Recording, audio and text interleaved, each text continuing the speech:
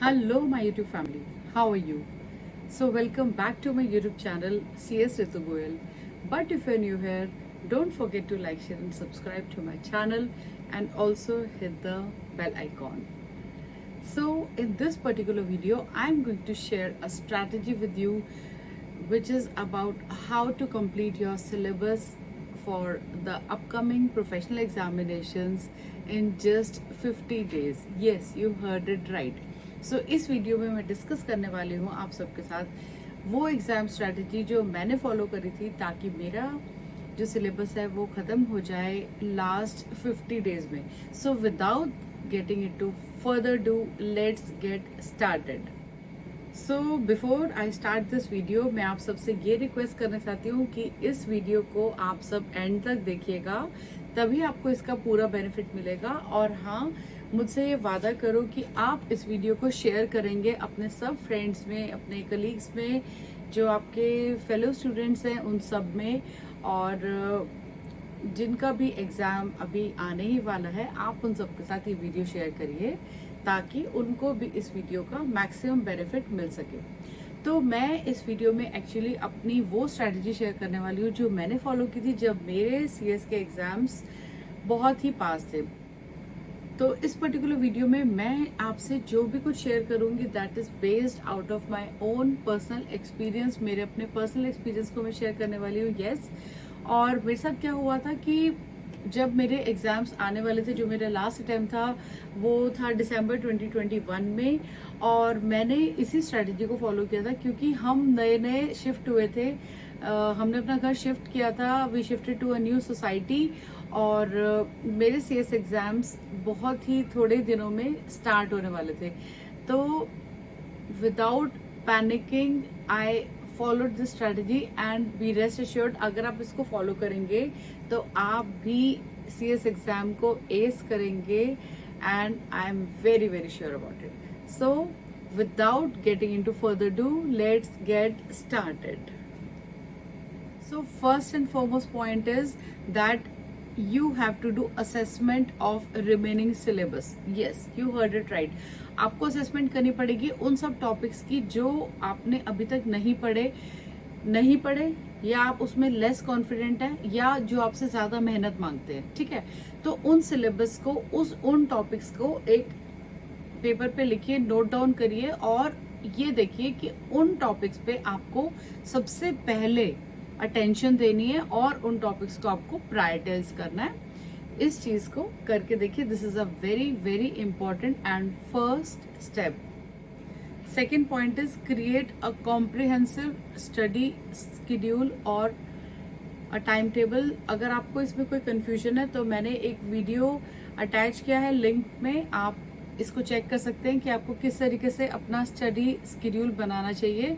सो अब आने वाले 50 दिनों में आपको एक रिवाइज्ड स्टडी स्केड्यूल बनाने की जरूरत है जिसमें आप अपने बाकी बचे हुए टॉपिक्स को डिवाइड करेंगे इक्वल टाइम फ्रेम में, और it can be according to your topic wise और subject wise, but it should be properly allocated. And ये याद रखना कि आपको उसके अंदर प्रॉपर टाइम देना है ब्रेक लेने का और रिलैक्स होने का, ताकि आपको बर्नआउट ना हो. Point number 3 is daily study routine. तो जब आपने अपना स्टडी स्केड्यूल बना लिया तो सिर्फ स्केड्यूल बना के नहीं हमें रह जाना है, हमें अपनी स्टडी रूटीन को भी एक डिसिप्लिन वे में आगे बढ़ाना है. यानी कि ये ध्यान रखिए कि आपको डेली अपने स्टडी स्केड्यूल के हिसाब से पढ़ाई करनी है, अपनी रूटीन में पढ़ाई करनी है. ठीक है, this is very very important. और याद रखिए, consistency is the key, and consistency only page you in the long run. और अगर आप डेली अपने स्केड्यूल को फॉलो करेंगे और डिलीजेंटली फॉलो करेंगे तो उसमें कोई डाउट नहीं है, कोई दो राय नहीं है कि आप इन एग्जाम को क्लियर कर पाएंगे. जब आप अचीवेबल स्टडी गोल्स बनाएंगे तो आप अपनी जो भी परफॉर्मेंस है उसको प्रॉपरली ट्रैक कर सकते हैं. मैंने ये बात भी अपने पिछले वीडियो में बताई थी कि आप इसको किस तरीके से कर सकते हैं. फोकस ऑन की कॉन्सेप्ट्स.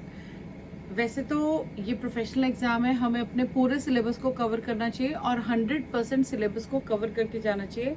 बट अगर किसी भी पर्टिकुलर सब्जेक्ट में कुछ इंपॉर्टेंट टॉपिक्स होते हैं, कुछ इंपॉर्टेंट ऐसी चीजें होती है जो आपको करनी चाहिए, तो उनके ऊपर आपको प्रायोरिटाइज करना चाहिए, उनको अच्छे से पढ़ाई करनी चाहिए। बट प्लीज इस चीज को याद रखिएगा, इसका मतलब ये बिल्कुल नहीं है कि आप सिर्फ इम्पोर्टेंट टॉपिक को कर जाएं, बिकॉज ये प्रोफेशनल एग्जाम है। जैसे मैंने आपको ऑलरेडी बोला, आपको सिलेबस पूरा कवर करना है, बट जो आपके इम्पोर्टेंट टॉपिक्स होते हैं उनको प्रायोरिटाइज करके और उनको बहुत अच्छे तरीके से रिविजन करने की कोशिश करिए।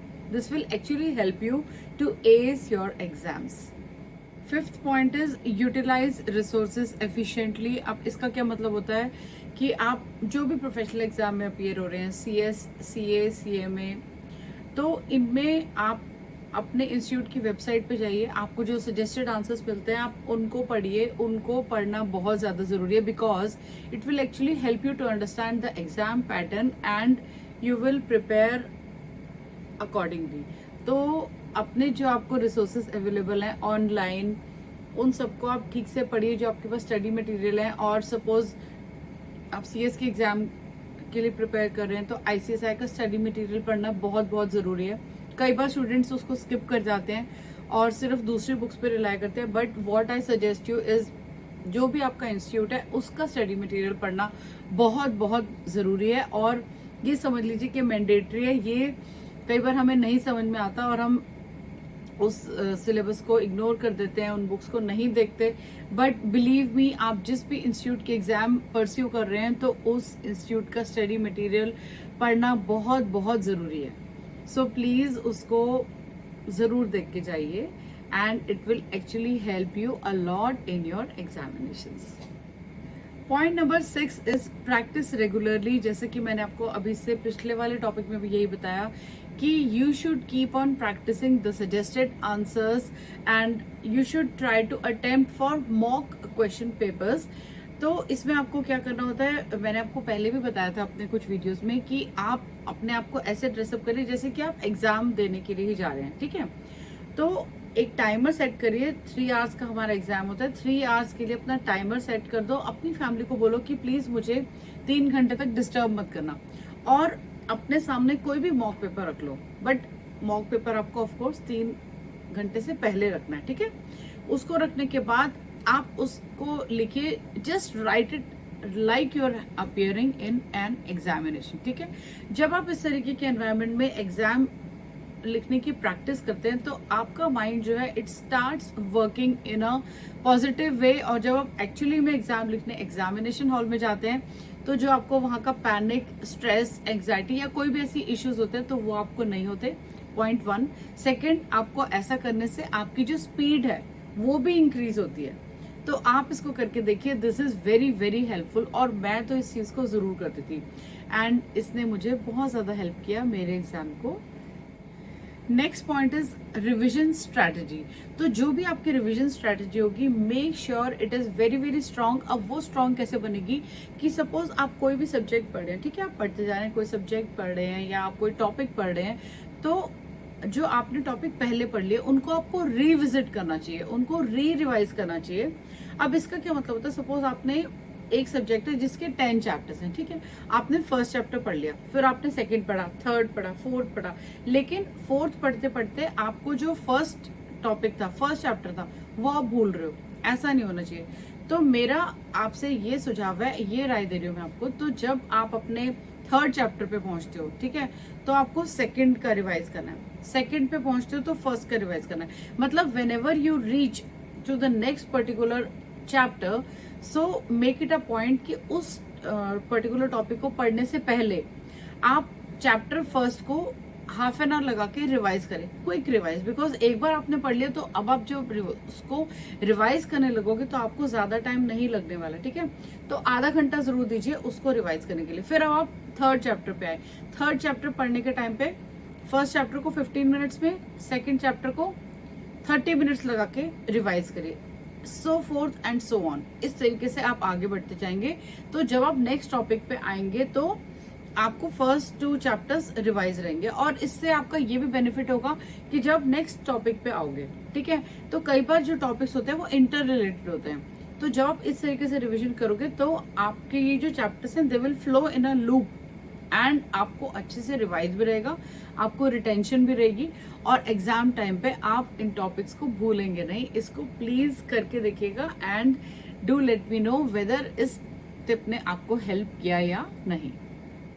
Next topic is seek clarification, यानी कि कई बार क्या होता है, कोई टॉपिक होता है या कोई क्वेश्चन होता है, हम उस टॉपिक पे अटक जाते हैं, हमें नहीं समझ में आता कि इसका कोई सोल्यूशन हमें नहीं मिल रहा होता है। तो पर क्या होता है, हम हेजिटेट करते हैं कि अरे अगर हम किसी और से पूछेंगे तो पता नहीं उसको कैसा लगेगा, अगर हम सर से पूछेंगे सर को कैसा लगेगा। तो let me tell you friends, किसी को कोई बुरा नहीं लगता, everyone likes to help each other in this professional setup. Yes, तभी तो हम प्रोफेशनल बनते हैं। तो आप अपने फ्रेंड्स से, अपने व्हाट्सएप ग्रुप पे, अपने टेलीग्राम ग्रुप पे, या अपने टीचर से, अपने मेंटर से, अपने पेरेंट्स से, आप उनसे गाइडेंस ले सकते हैं अबाउट एनी पर्टिकुलर टॉपिक, जो भी आपको लगता है कि आप उसके अंदर कंफ्यूज हो रहे हैं। So they can always help you and this actually helps you to save your time and it keeps you on track.